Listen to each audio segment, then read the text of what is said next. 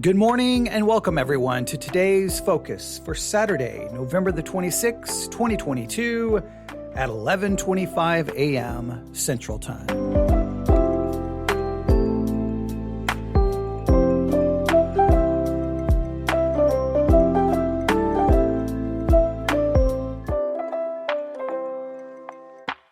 Today's focus? Wait, what are you doing? Wait, why are you on the air live right now? Wait, you shouldn't be doing this. This is a really bad idea. Let me explain. I've been having some serious neurological issues. And last night was really, really bad. I woke up today feeling like I have been beaten down. For everything I can tell, talking is going to be a challenge. I definitely had a seizure. I feel like I've been beaten down. So this is a post-seizure today's focus, which means it's probably not going to be very good. But I hope that we can talk about something that will be beneficial and helpful. It's always so frustrating. In some ways, before the seizure is the most frustrating because there's just emotions and I can't explain everything that's going on. And then when it's over, there's almost in one way, a sense of relief. On the other, though, it's like everything is kind of foggy and I'm stumbling. I'm trying to find the words. I know what I want to say, but I can't find the words to say it. And then sooner or later, finally, the fog breaks, the sun shines through. I typically describe it as being underwater. And finally, I get to the top and I break through. And then everything is kind of back to normal. But it's a slow process.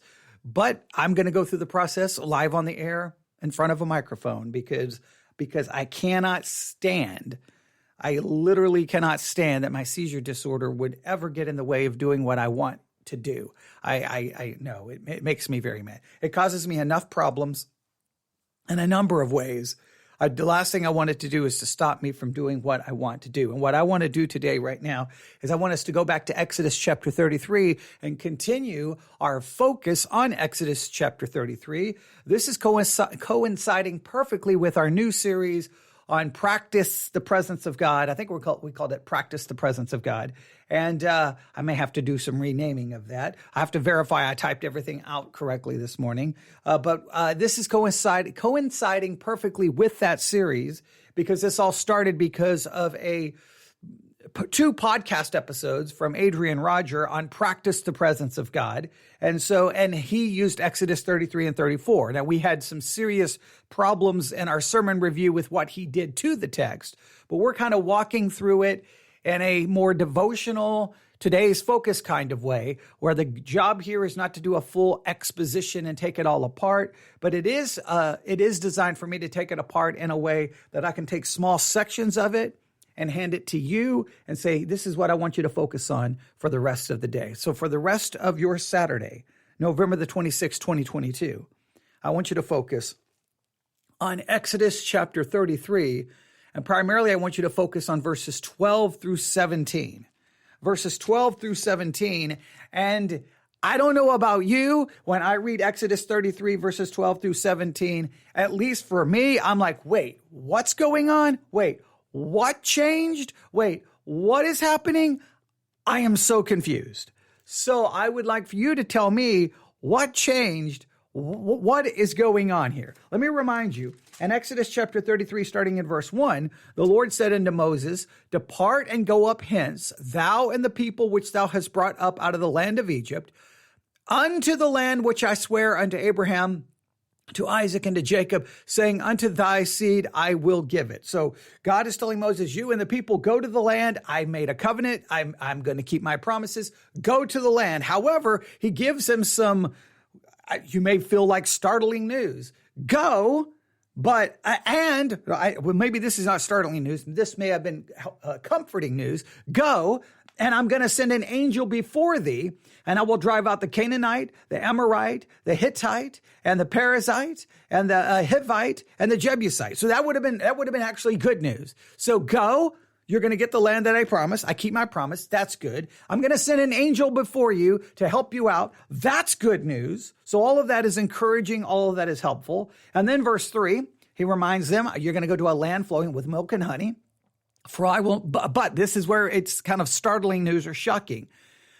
So you're going to go into the land flowing with milk and honey. For I will not go up in the midst of thee, for thou art a stiff-necked people, lest I consume thee in the way. So go, but I'm not going with you in this sense. I'm not going to be in the midst of you. I'm going to send the angel, but I'm not going to be in the midst. And you're like, what is going on? Well, he's saying I'm not going to do this because, well, you could be consumed. So when the people heard this, they mourned, and no man did put on his ornaments. For the Lord had said unto Moses, say unto the children of Israel, you are a stiff-necked people. I will come up into the midst of thee in a moment and consume thee. Therefore now put off thy ornaments from thee, that I may know what to do unto thee. And the children of Israel stripped themselves of the ornaments by Mount Horeb. So go, but I can't go with you. And when I say go with you in the midst of thee. I can't be there with you, but I'm going to send an angel. So it's like, okay, so I can go, but you're not going to go. Then the tabernacle. Do we have the whole set up the tabernacle outside of the camp? Outside of the camp, God's presence is there, but it's not in the midst of them, but it's there. And he's going to place the tabernacle there. And we talked about how the tabernacle here fits with the idea of the incarnation of Christ. We did a little bit of discussion about that. Okay.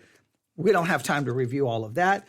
And then today, here is our focus, verse 12. All right. So go, but I can't go with you in the midst of you. All right. Then look what happens. This is Exodus 33, starting in verse 12. And Moses said unto the Lord, now here's Moses talking to God. See thou sayest unto me, bring up this people, and thou hast not let me know whom thou wilt send with me. Yet thou hast said, I know thee by name, and thou hast also found grace in my sight. Now therefore I pray thee, if I have found grace in thy sight, show me now thy way, that I might know thee, that I might find grace in thy sight, and consider that this nation is thy people. And he said, my presence shall go with thee, and I will give thee rest. And he said unto him, if thy presence go not with me, carry us not up hence. For wherein shall it be known here that I and thy people have found grace in thy sight? Is it not that thou goest with us? So shall we be separated, I and the people, from all the people that are upon the face of the earth? And the Lord said unto Moses, I will do this thing also that thou hast spoken, for thou hast found grace in my sight, and I know thee by name. All right. It feels a little, at least, confusing, all right? Because it's like God's like, I'm not going to go, but I'm going to be outside the camp in the tabernacle. And then Moses is like, well, I need, if you don't go, I don't, then, in fact, his exact words are, he says, we'll see, where does it read? And he said unto him, if thy presence go not with me, carry us up not hence. Hey, if you don't go with us, then I don't want to go. So is Moses saying, no, you being outside the camp and the tabernacle is not sufficient. I need you in the midst of us. Or is Moses just saying, okay, hey, even if you're outside the camp and the tabernacle, that's where you're there. That's just make sure you keep doing that. What is Moses specifically asking for here? Well, what is exactly is going on? Let's read it in a different translation. Let's read it in a different translation. Exodus 33. We'll start in verse 12. Exodus 33, verse 12. Let's see if this helps us any. Moses said to the Lord, look, you have told me, lead this people up, but you have not let me know whom you will send with me. Now, see, that's a little confusing to me because didn't God already tell him, I'm going to send the angel? I'm going to send the angel. He says that in verse 2, I will send an angel ahead of you. So is Moses saying, okay, you may send the angel ahead, but who's going to be with? So is what Moses asking you're upset with us. You said you won't be in the midst with us, and you've got to figure out what to do, and you haven't given me that answer yet. That seems to be more the idea. Because if you remember, after all the people take off the jewelry, it says, for the Lord said to Moses, this is verse 5, tell the Israelites, you are a stiff-necked people. If I went up with you for a single moment, I would destroy you. Now take off your jewelry, and I will decide what to do with you. So is this where Moses is finally saying, hey, look, everyone took off the jewelry. I've set up the tabernacle. I've been doing everything you're asking me to do. I've got the 2 tables of stone, all of that. Now I need an answer. What's going to happen? You're going to send the angel before us, but you said you can't be in the midst of us. So who's going with us? Now you would think the fact that God is in the tabernacle outside the camp, that would be, but Moses seems to want to know who's going specifically with us. All right. And then he says, I'll just read it all again. Exodus 33, verse 12. Moses said to the Lord, look, you have told me, lead this people up, but you have not let me know whom you will send with me. You said, I know you by name, and you have also found favor with me. Now, if I have indeed found favor with you, please teach me your ways, and I will know you so that I may find favor with you. Now consider that this nation is your people. So it's almost like Moses is saying, look, I know you're upset with us. I know you're upset with this people, but if I have found grace, please go with us. Please consider these are your people. In other words, please see us, me, these people in light of your grace. That seems to be, don't see them as stiff-necked, see them as your people because of your grace.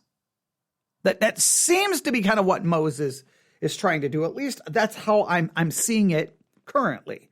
Then he goes on, verse 14, and he replied, my presence will go with you and I will give you rest. So then it just seems like just such a, it just seems so just matter of fact. Like there's no, I understand that in the historical narratives, we don't have a narrator telling us or explaining it to us. It just seems like a matter of fact. Hey, go. I'm not going with you. I'm going to send the angel. All right. Hey, set up the tabernacle. I'm outside the camp. All right. All right. Here's the 2 tables of stone. These people are stiff-necked. If I'm with them, I'll consume them. And then Moses is like, hey, wait. Look, we need to know what to do here. We need to understand. See me, see them. Basically from grace. If I found grace, see the people that way. See them as your people. And then it just seems so just matter of fact. As this translation says, and God replies, my presence will go with you and I will give you rest. And you're kind of like, wait, what just happened? What just happened? And then, and then Moses says, and if your presence does not go, Moses responded to him, don't make us go up from here. How will it be known that I am your people how will it be known that I and your people have found favor with you unless you go with us? I and your people will be distinguished by this from all the people on the face of the earth.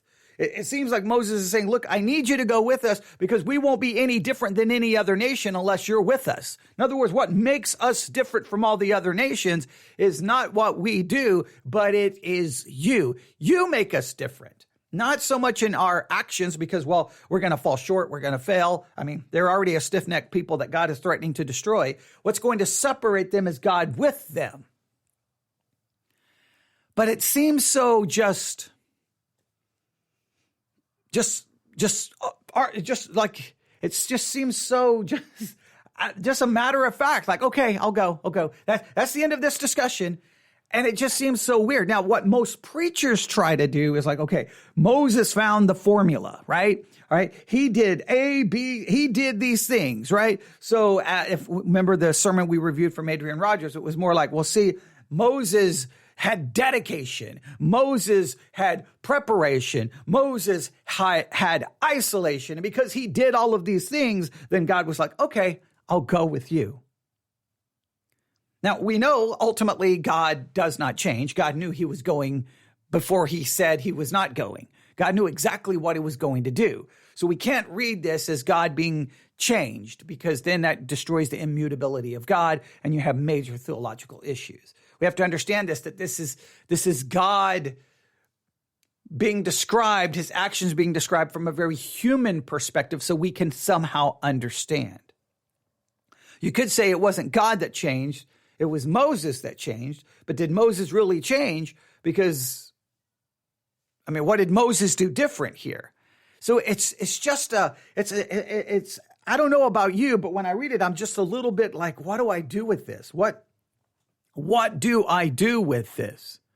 Now, some will say, well, see, this demonstrates when you pray to God, you can change God. I have major issues with that because I can't change God. God is immutable. He's eternal. He knows what's going to happen before it ever happens. So I'm not a big fan of that kind of language. It just seems so, I don't know. I don't know. This is one of those today's focus where I'm just trying to be very, look, I could sit here for this and say, well, here's what some people say, and here's what some people say, and here's what some people say. I could come up with 3 points and say, here's how we should understand it. But I don't like to do that. I want you to be a part of this. I want you to sit there and struggle with this. So I'm trying to present this like I'm presenting this in a way, not where like most podcasters would just say, here's how you should look at it. No. I don't want it to be done that way. I want it to be like we're together. We're looking at Exodus 33 and I'm like, okay, so what do we do with this? What do you think? How have you understood this? Do you believe that this is Moses changing God? I don't, because he did things the right way.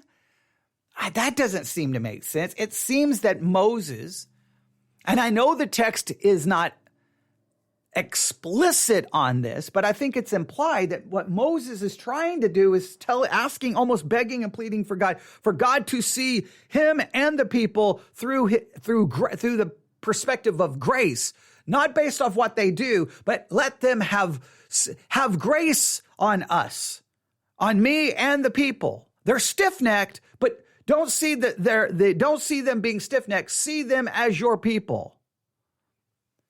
See me through the eyes of grace. Now, I know that it would be great if the text said, and the reason God did this is because he saw them through the eyes of grace instead of through the lens of their work. It would be great if the text says that, but that's what happens in the historical narratives. The historical narratives doesn't give us any commentary. It doesn't give us any narration. It just gives us the facts. And then what's dangerous is we take those facts and we can do bizarre things with them. We can make them say things, especially for sermons. But how do you see this? This whole section from starting in verse 1, go, I'm going to send an angel, but hey, I'm not going. But yet God is right there outside the camp in the tabernacle. But then Moses is like, wait a minute, you didn't tell me who's going with us. Wait, Moses, God is outside the camp, so he's kind of with you. He's sending an angel before you. What do you want? Well, obviously Moses wants God in their midst. That seems to be, I want you right in the middle of us because that's what makes us different than everyone else. And then God's like, okay, I'll go. And you're like, what just happened? What just happened? How do we understand this? Because if we're not careful, we're going to end up sliding over into some kind of heresy where we attack the character, nature, and the attributes of God. That would be crazy. Or we somehow exalt our ability and our power to a level that's not correct. Or we just kind of look at it as some anomaly and not really know what to do with it. Was Moses just such a great guy that he could change God's mind? I know that's how some people preach it, but I just don't. I can't see it that way. So today's focus is Exodus 33, verses 12 through 17. Read it. Talk about it. I would love to get your thoughts on it. Email me, newsif@yahoo.com. Newsif@yahoo.com. That's newsif@yahoo.com. I want to do more, but we're already at 20 minutes, and these are only supposed to be 15 minutes long. What do we do? What do we do with this? If you have the Sermons 2.0 app, today, here would be a fun thing to do. Are you ready? Just look up Exodus 33, what verse is this? My other Bible fell on the floor. Starting in verse 12. Exodus chapter 33, verse 12 through 16. Exodus chapter 33, 12 through 16. See what sermons you can find on Exodus 33, 12 through 16. And if you can listen to a number of them, please save them and send me a list of the ones you listen to and summarize what they do with it. What's their solution to it? And maybe we will review one of those. Later today. All right, we'll stop right there. That is your today's focus for Saturday, November the 26th, 2022. Wait, what's happening? Wait, you're going? Wait, what changed? That's your focus for today.